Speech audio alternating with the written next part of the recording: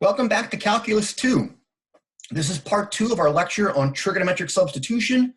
We're going to continue right where part 1 left off and get to another example, example 2. All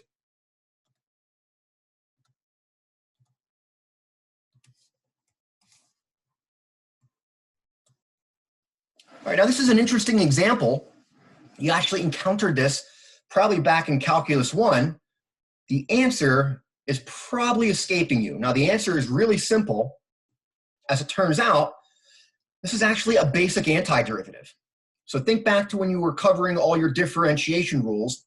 Sometime after you covered implicit differentiation or inverse functions, depending on your professor's ordering of topics, you eventually got to derivatives of inverse trig functions. And you saw that the derivative of inverse sine of x is 1 divided by the square root of 1 minus x squared. So later in your Calc 1 course, you flip that around to get this basic antiderivative.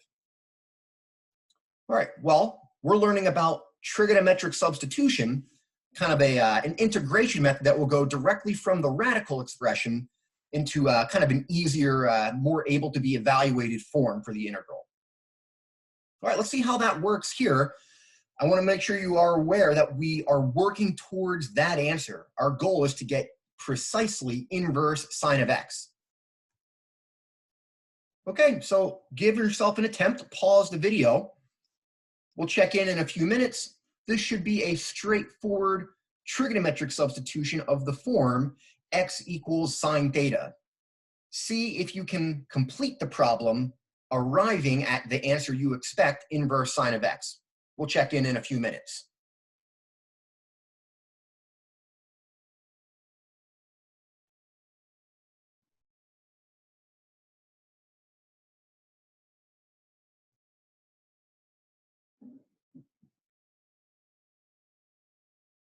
All right, so let's go through the different parts. There's kind of a few different steps and pieces to solving one of these integrals. All right, the first part is to eliminate the radical. So make sure you're comfortable rewriting the square root of 1 minus x squared after your trigonometric substitution, x equals sine theta. That simplifies down to just cosine of theta. All right, so if we make the replacement, we're going to replace the radical, the square root, with cosine of theta. The work's over there in the kind of left middle of the screen. And then we replace the differential dx in the integral with the new statement for theta, cosine theta d theta. So we get to there, and well, that actually works out nicely. The cosine of thetas cancel out. What you're left with is you're just integrating d theta, or in other words, you're just integrating the function 1.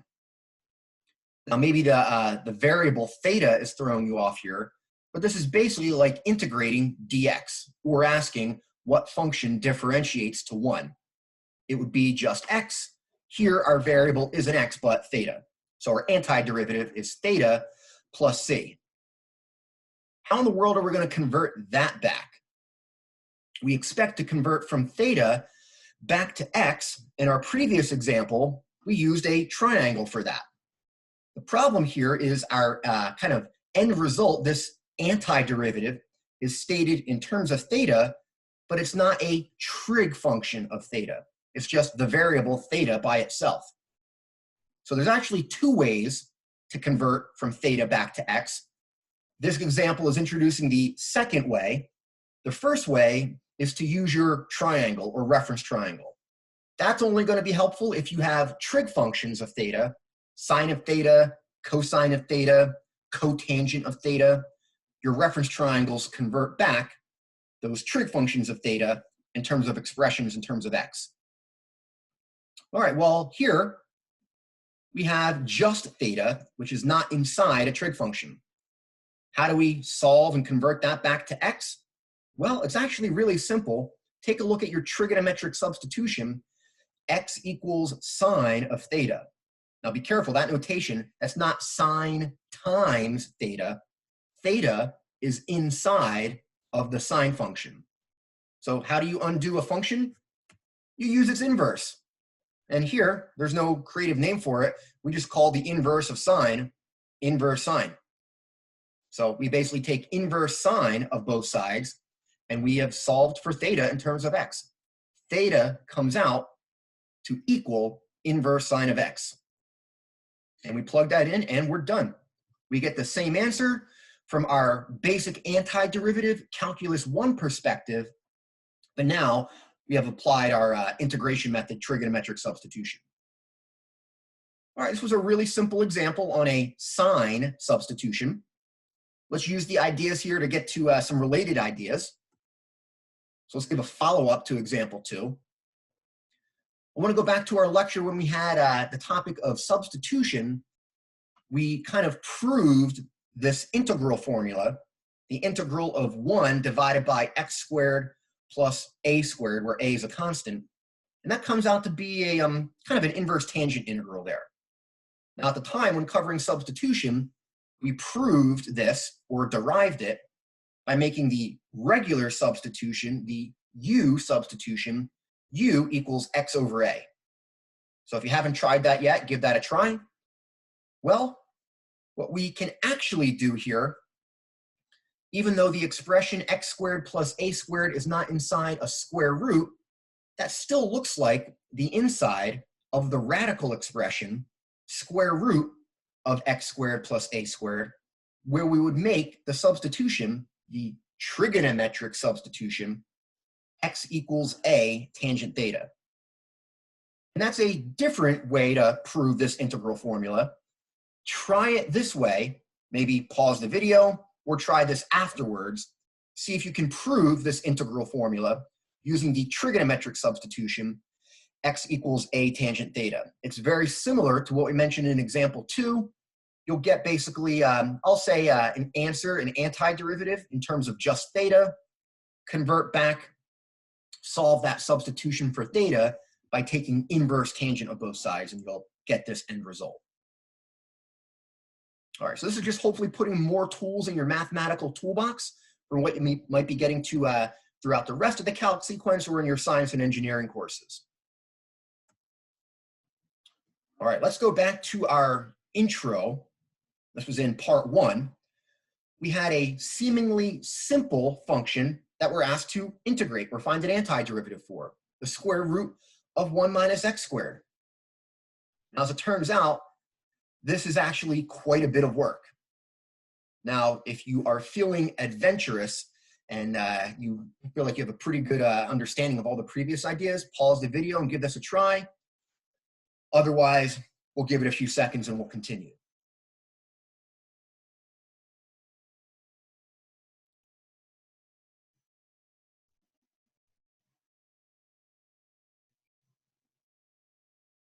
All right, so welcome back. We're going to go through this. This one seems like it should be simple. The first few steps of eliminating the radical and making the appropriate trigonometric substitution are actually pretty straightforward. Remember, though, trigonometric substitution converts an integral with radicals into an integral involving trig functions, or what we call a trigonometric integral. All right, let's see where this goes. So the radical here fits the form for a sine substitution.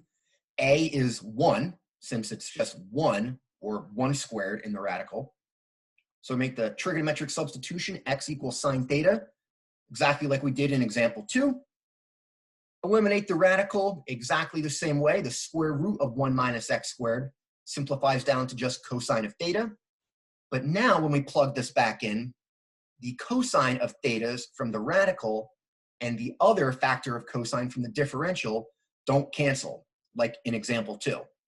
They just combine, and we can write that as cosine squared of theta. And now our goal is to evaluate this trigonometric integral. Now think back to our last lecture on trigonometric integrals. Here we only have even powers. This is one of those tedious ones that requires the half angle or reduction identities. So let's go through the work on just evaluating the trig integral here. Maybe if you got stuck earlier, maybe you can give this a try. So maybe re-pause the video. We'll check in about a minute.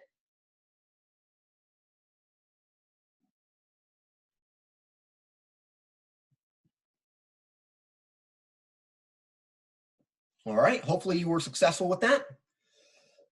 You have to kind of know these identities for the case of only even powers. Reduce the power cosine squared down while doubling the angle inside. All right, so we can replace cosine squared of theta with 1/2 times 1 plus cosine of 2 theta. And the actual evaluation of the integral here is very simple, provided you recognize 1 integrates to theta, and cosine of 2 theta, that we can apply our 1/a shortcut from when we covered substitution. A within the function is 2. We get a factor of 1/a. So our antiderivative for cosine of 2 theta is 1/2 sine of 2 theta. All right, seems rather simple, right? We can distribute that 1/2 through the parentheses, but there's a problem. We have a trig function of theta, but notice it's sine not of theta, but sine of 2 theta. Your basic reference triangle that we've been using to convert back doesn't have any obvious way to convert sine of 2 theta. Unfortunately, trig functions are complicated. We can't just double sine of theta. But what we have to use is an appropriate identity. We're going to have to rewrite sine of 2 theta in terms of only trig functions of just theta. This is, again, what makes this example difficult. There's a lot of trigonometric baggage going into this, but we can use a double angle identity. So we can replace sine of 2 theta with 2 times sine of theta cosine theta. All right, and at that point, we can rewrite this in terms of just trig functions of theta, no trig functions of 2 theta. And we can now basically refer to our conversion triangle or reference triangle. All right, notice here there is theta by itself within the antiderivative. We already know we can convert just theta back using inverse functions. So let's go back to the problem. We'll just make use of our trigonometric integral evaluation.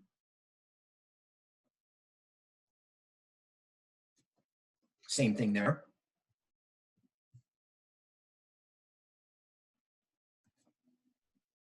All right, and if we refer to our triangle, we should be able to convert everything back.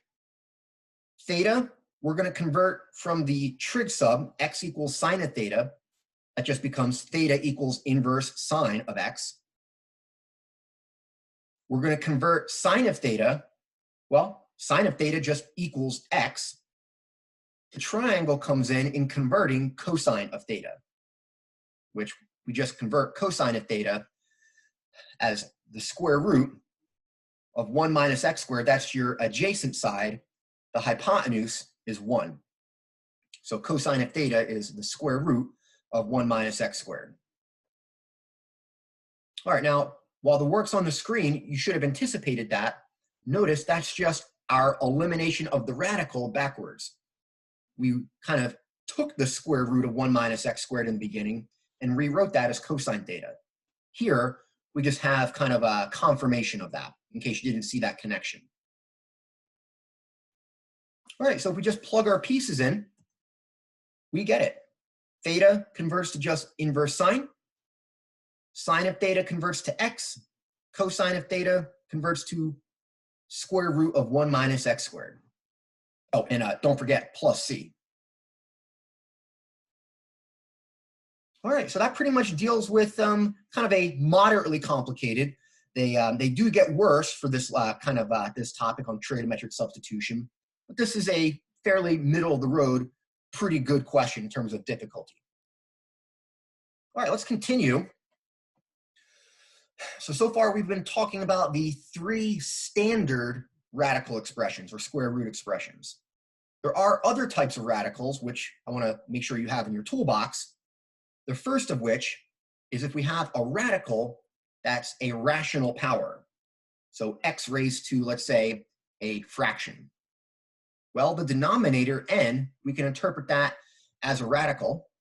So we're going to rewrite the exponent m over n, we'll have the exponent 1 over n inside parentheses, and then an external n for that external power. All right, 1 over n, we can rewrite that as the nth root of x. Okay, so what we have now done is expressed one of these rational powers as a radical. So just as an example, which we're going to see in detail in example 4, this is kind of doing some of the work. Let's suppose we had the radical expression x squared plus 16 raised to the rational power 3/2. All right, let's rewrite that. You can think of a 1/2 power as a square root. So if you use the 1/2 power inside and think of that as x squared plus 16 to the 1/2 power, that you can rewrite as the square root of x squared plus 16 with the numerator 3 outside. All right, now we can apply our ideas of eliminating the radical. Now we see this exactly looks like inside the parentheses, one of our 3 standard radical expressions. Any guesses what the substitution would be? It would be a tangent substitution. X equals, think of what squared is 16, 4. We'd make the substitution x equals 4 tangent of theta. We're going to see that momentarily in example 4. Okay, so might typically see 3/2 powers, 5/2 powers within some of the problems. There's the work for eliminating the radical, which we're going to use for example 4. So maybe pause the video just to make sure you're comfortable with that. We'll use that in detail in one of the next examples.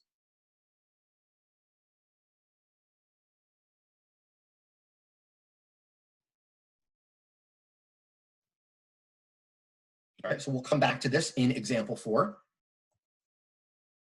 A second different type of radical, but maybe not different type, but one that's slightly more complicated, is instead of it being of the form with just x squared and a squared in some combination being added or subtracted, maybe we have extra factors inside the radical. Like here, we don't have just x squared, but 12x squared. And that doesn't seem to fit any of our 3 standard radicals. Square root of a squared minus x squared, square root of x squared plus a squared, and then square root of x squared minus a squared. That 12 screws us up. Well, let's get rid of it. First thing we can do is, because we want to have just x squared by itself, let's factor 12 out from inside the radical. So we'll pull a factor of 12 out from 12x squared and 4. Notice you can reciprocate and put a factor of 12 underneath 4, distribute 12 back in through the parentheses to confirm that that's equivalent. And from here, we can just take the square root of each factor. Take the square root of 12, and then take the square root of the quantity in parentheses. And we get to there. Now we're left with the problem, great, we have a radical, a square root of x squared minus a number, but wait a second, 1/3, 4 over 12, isn't a perfect square. Well, we can cheat. We can think of 1/3, or any number that's not a perfect square, as the square root of that number squared. Notice we're just using algebraic ideas. Squaring a square root cancels. So if we were to make a substitution here, this is of the form x squared minus 1/3, or x squared minus a squared, where a is 1 over square root of 3. This would actually fit the form of a secant substitution, where a is 1 over square root of 3. We will see this again momentarily in example 4. So if needed, pause the video, copy this down. We'll be referring to this in example 4. All right, and with these kind of important ideas, kind of just showing you some of the other types of radicals, let's get to example 4. Now, the previous comments and remarks addressed exactly these two problems. So some of the work is already done. Pause the video to give these an attempt. Give yourself perhaps several minutes for each, since there's a lot of kind of subtle places that algebra comes in here and makes this complicated typically for students. We'll check in a bit.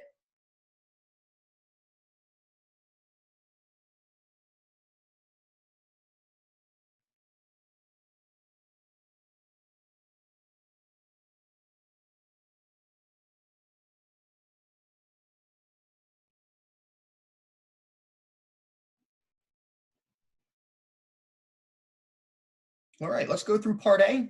Again, all the work on eliminating the radical was in the remarks previously.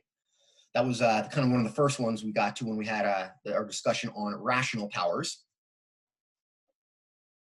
So most of the hard work should probably be done already. We make the substitution, x equals 4 tangent theta. Be careful, the radical x squared plus 16 inside the square root, that's the 1/2 power, that all simplifies, as we just mentioned in the previous comments a few moments ago. The square root of x squared plus 16 becomes 4 secant theta. But notice we have that external 3, that's from the numerator of 3/2. So this rational power of x squared plus 16 simplifies to 4 secant theta, that quantity cubed, which if you cube each factor, you'll get 64 secant cubed for that radical expression with a rational power. All right, make sure you're comfortable with that. All right, now with that substitution, we plug that all in. There's some cancellation here, which I want you to see. Notice because x is 4 tangent theta, the differential dx is 4 secant squared theta. Now dx has 2 factors of secant squared in it, whereas that radical in the denominator has 3 factors of secant. Secant squared divided by secant cubed leaves you with here 1/secant. All right, well, now we try to evaluate this trig integral. We can just reciprocate 1/secant. That just simplifies to cosine. Cosine has a simple antiderivative sine. And then, well, we can refer to our trigonometric substitution to create the reference triangle. And then from there, we just convert sine of theta from your reference triangle. Think of sine as opposite over hypotenuse relative to your angle theta. The opposite side is x. The hypotenuse is square root of x squared plus 16. So there we go. We convert sine of theta back to x divided by the square root of x squared plus 16. All right, now most of the work here was just being able to recognize your radical within that 3/2 power. The key or clue is the 2 in the denominator. A 1/2 power is a square root. All right, now that's the work for part A. Part B is a little more tedious, but still a good calculus question. All the work is here. This is probably one of the more complicated ones that we can encounter. The first part is getting to the precise form of recognizing which trigonometric substitution you would make. So we went through those in detail in the previous remarks before we started example 4. We rewrote that radical by factoring out 12 within the square root, and we saw that that now remains, that remaining radical, the square root of x squared minus 1/3, that fits the form of a secant substitution. X equals 1/square root of 3 secant theta. All right, now with that trigonometric substitution, make sure you're comfortable eliminating the radical. So the square root of x squared minus 1/3 that will simplify, eliminating the radical, to 1 over square root of 3 tangent theta. All right, so we kind of have two things to plug back in. We have our radical expression to plug in. Notice that radical's in the denominator. And then we have our differential dx to replace with 1 over square root of 3 secant theta tangent theta. There's some square root of 3 factors that cancel out in there. Now, if you simplify that correctly and took your time, your resulting trigonometric integral is 1 over the square root of 12, but just secant theta. Unfortunately, we can't reciprocate that, but this is one of our trickier trig integrals. It's good just to know, as you continue through the calculus sequence, the antiderivative for secant of theta. You can write that as natural log of secant theta plus tangent theta. All right, now what we have to do here is convert secant theta and tangent theta back using our reference triangle. These are trig functions of theta. The reference triangle will work. We just need to determine what secant of theta is and then what tangent of theta is. And if you follow along, keep in mind that secant and cosine are reciprocals. We can find here, solving kind of our trigonometric substitution for secant theta, just multiply the radical over. So we'll get secant of theta equals square root of 3 times x. And then we can use our triangle here to get tangent of theta, which would be square root of 3x squared minus 1. That's the opposite side. And then divided by the adjacent, which is 1. Recall, tangent is opposite divided by adjacent. So we just replace secant theta and tangent theta back in terms of their expressions in terms of x. And we now have our antiderivative coming from natural log of secant of theta plus tangent theta back in terms of x. This one, while we went through it in a short amount of time, it's a very dense example. There's a lot of things that we already worked out leading up to here. Probably the trickiest part of all was in the beginning, rewriting the radical that had that extra factor of 12 in there.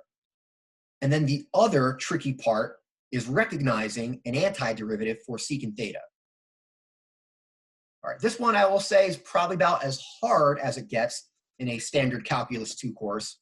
So if you can master this one and understand everything, you're in good shape. All right, that brings us to the end of our lecture on trigonometric substitution. In the following lecture we'll get to one of our last standard integration methods.